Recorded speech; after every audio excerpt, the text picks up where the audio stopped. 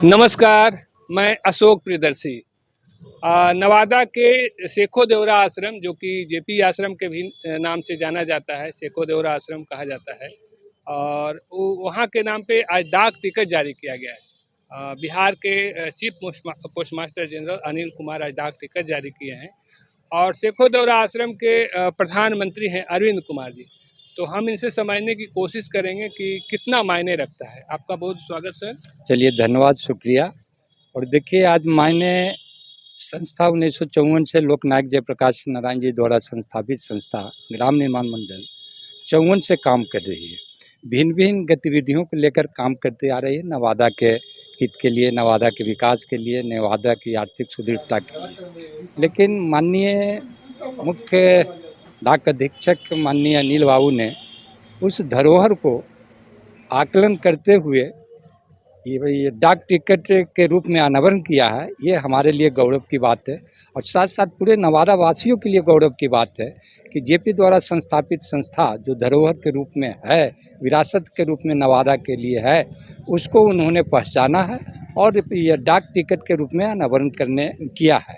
इसके लिए मैं दिल से उनका आभार प्रकट करता हूँ। सेखो देवरा कितना महत्वपूर्ण है? सेखो देवरा आश्रम है कि सेखो देवरा आश्रम में लोकनायक जयप्रकाश नारायण का विचारों का आदान प्रदान किया जाता है, महात्मा गांधी का विचारों का आदान प्रदान किया जाता है, संत विनोबा भावे के विचारों का आदान प्रदान किया जाता है। तीनों को विचारों को समाहित करके वहाँ स्थापना कल से जो भी कर्मचारी कार्यकर्ता पदाधिकारी हैं, लोगों के विकास के लिए काम करते हैं।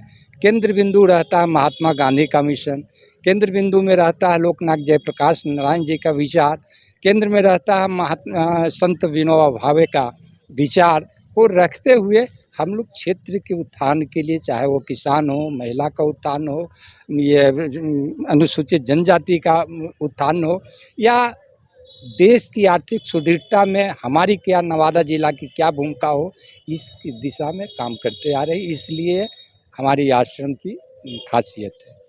करीब 70 साल हो गए हैं आश्रम की स्थापना के, तो इसमें क्या कार्यक्रम चलाए जाते हैं जो लोगों को जोड़ता है? कार्यक्रम वहाँ देखिए कई तरह का, भिन्न भिन्न तरह का कार्यक्रम चलाया जाता है।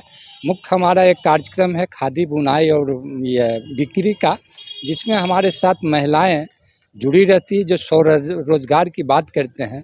तो इसमें 900 महिलाएं हमारी संस्था के साथ जुड़ी हुई है, 90 को बुनकर जुड़े हुए हैं, जो सूत का कताई, चाहे रेशम हो, ऊनी हो या सिल्क का हो, कताई करते हैं। हमारे साथ 103 लोग लगे हुए हैं जो बिक्री प्रबंधन व्यवस्था में।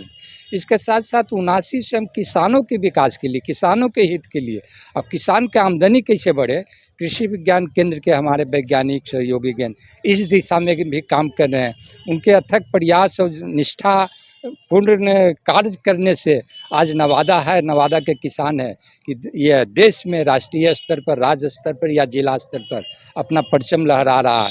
चाहे वो पशुपालन के क्षेत्र में हो या बागवानी के क्षेत्र में हो या कृषि के क्षेत्र में हो, हर क्षेत्र में एक पुरस्कार यहाँ पा रहे हैं नवादा के किसान। जिसमें हमारी संस्था का भी, कृषि विज्ञान केंद्र का भी भूमिका होता है।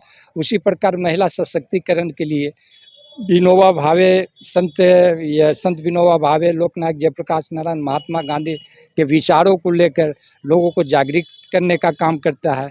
शिक्षा के लिए अगर देशी विदेशी योजनाओं के साथ जुड़कर शिक्षा के क्षेत्र में हमारा काम कर संस्था के द्वारा किया जाता है।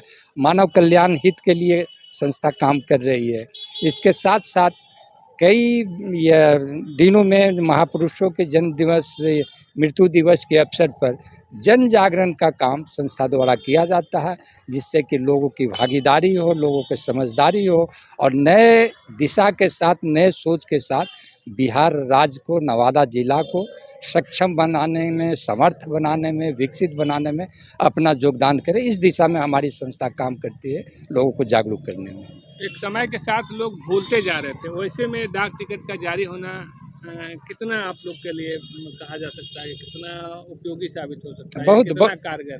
बहुत उपयोगी साबित हो सकता है। आज सोशल मीडिया के युग है, जिसमें लोग तमाम तरह के टिकटों के साथ, जबकि टिकट जो है आज प्रदर्शनी लगाया गया है, ये टिकट के द्वारा धरोहर को समझने, अध्ययन करने का एक माध्यम है। हमारे जो पुराने संस्कृति है, उसको क्या संस्कृति हमारा पूर्व में था, उसको देखने समझने ये भी ज्ञान हमारा ये टिकट प्रदर्शनी से होगा। सामाजिक लोग या देश के महान लोगों को सम्मानित करने का भी काम किया है, चाहे वह कला के क्षेत्र में हो, संगीत के क्षेत्र में हो, पेंटिंग के क्षेत्र में हो। ऐसे लोग जो योगदान दिए हैं, उसको भी प्रदर्शनी के द्वारा सम्मानित किया जाता है।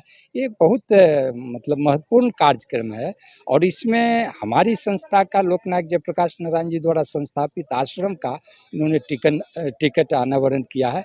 ये हमारे लिए, नवादा के लिए गौरव, नवादा ही नहीं, इनके लोकनायक के सपना को साकार करने में पूरे विश्व के लिए ये गौरव की बात है कि उनके कार्य को, उनके ये सिद्धांत को समझे हैं और उनके द्वारा किए गए कार्यों का, स्थानों का, कर्मभूमि को इन्होंने समझकर टिकट के रूप में इन्होंने अनावरण किया है। ये गौरव की बात है। जेपी आश्रम चूंकि जेपी जी के प्रयास से एस्टेब्लिश हुआ और उसके बाद संत विनोबा भावे और गांधी जी के विचारों को इम्प्लीमेंट किया जा रहा है, यहाँ पे और कौन महान हस्ती आए जो कि यादगार रहा? देखिए, जेपी की स्थापना के बाद मुख्य रूप से संत विनोबा भावे आते रहते थे। सीमांत गांधी, जिसको गफूर अब्दुल गफूर खां माननीय, वो आया करते थे। ये आपको डॉक्टर राजेंद्र प्रसाद, प्रथम राष्ट्रपति जो हैं, वो आए और कई तरह के देसी विदेशी लोग भी, विदेश से भी, जापान से, ये अमेरिका से, जर्मनी से, कई देशों से लोग जेपी से समझने के लिए और जेपी के विचारों को आकलन करने के लिए आते थे। और वर्तमान में भी जो तमाम तरह के जो राजनीतिक पार्टी के जो मुखिया हैं बिहार सरकार के, नीतीश बाबू हों, लालू जी हों, ये और तमाम लोग हों, सब लोग, ये लोग आते थे जेपी के सानिध्य में रहकर इन्होंने सीखने का, समझने का प्रयास करते थे। तो कुल मिलाकर अभी जेपी आश्रम के महत्व के बारे में समझने का कोशिश किया। ये टिकट जो डाक टिकट जारी हुआ वो कितना मायने रखता है, क्योंकि ये लोग एक 70 साल हो गया था, 7 दशक हो गए थे और धीरे धीरे लोग भूलते जा रहे थे। तो ऐसे में यह स्मृति में बनाए रखने को लेकर के डाक टिकट काफ़ी मायने रखता है। तो ऐसी कई चीज़ें हैं, क्योंकि वो आश्रम सिर्फ आश्रम नहीं है, लोगों का जुड़ाव है, एक विचार का केंद्र है और उसको जिंदा रखने के लिए टिकट जारी किया गया है। और इसको लेकर के संस्था के जो प्रधानमंत्री हैं अपनी प्रसन्नता जाहिर की है। धन्यवाद।